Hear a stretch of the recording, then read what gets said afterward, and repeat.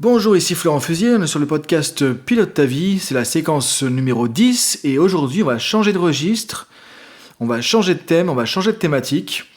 La dernière fois donc on était sur un thème très orienté entreprise, entrepreneur, donc pour lancer une activité. La fois d'avant on a parlé d'énergie, de motivation, de sport, d'exercice, voilà, pour se mettre en état d'énergie au quotidien.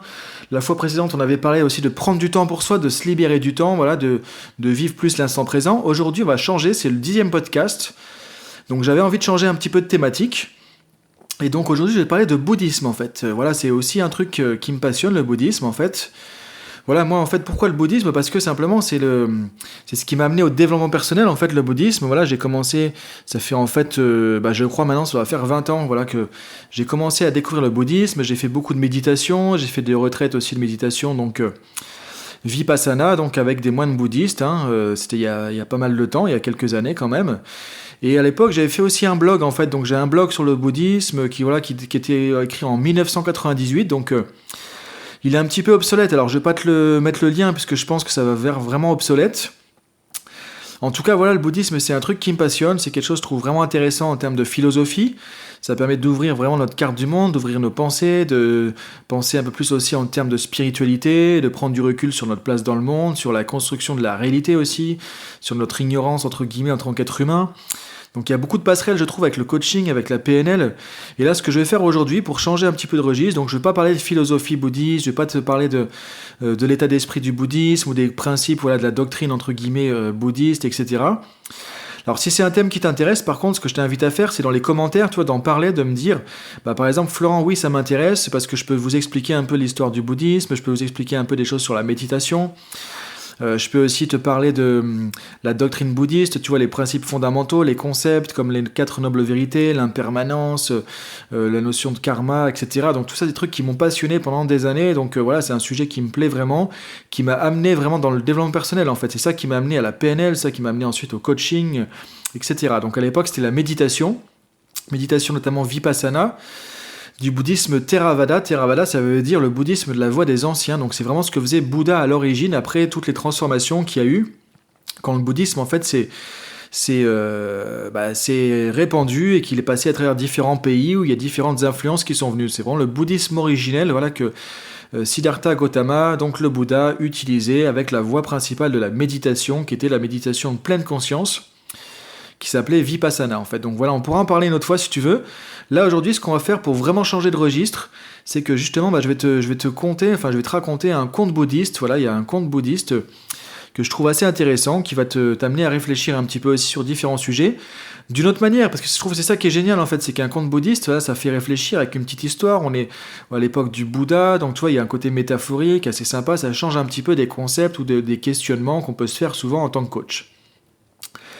Donc je vais te lire ce conte en fait, et l'idée c'est, plutôt que de cogiter dessus, de poser des questions là-dessus, je vais te laisser là-dessus après, et t'amener simplement à en prendre ce que tu peux en prendre en fait, à en tirer les leçons, la morale, voilà, que tu pourras en retirer, les questions que tu pourras te poser.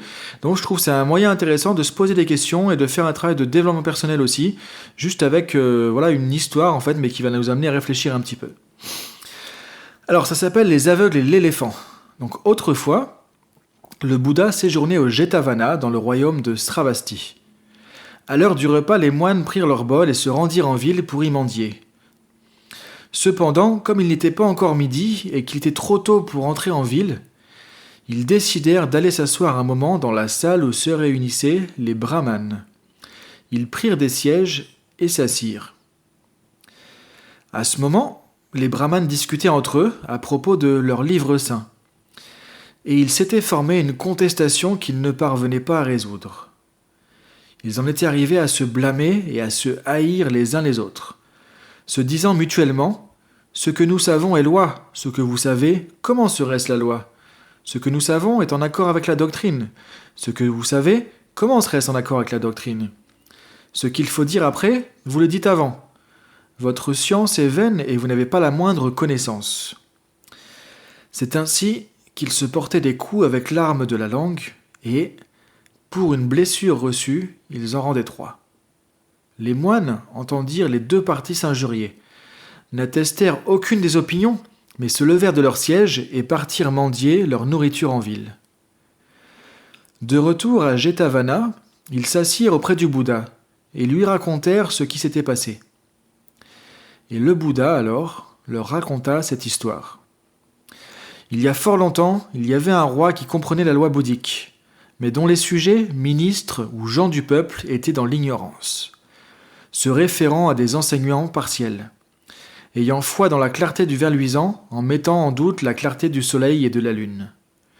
Le roi, désirant que ces gens cessent de rester dans des mares et à y naviguer dans le grand océan, décida de leur montrer un exemple de leur aveuglement. Il ordonna donc à ses émissaires de parcourir le royaume pour rassembler ceux qui étaient aveugles de naissance et les amener au palais.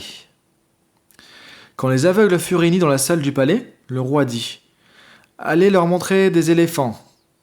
Les officiers menèrent alors les aveugles auprès des éléphants et leur montrèrent en guidant leurs mains.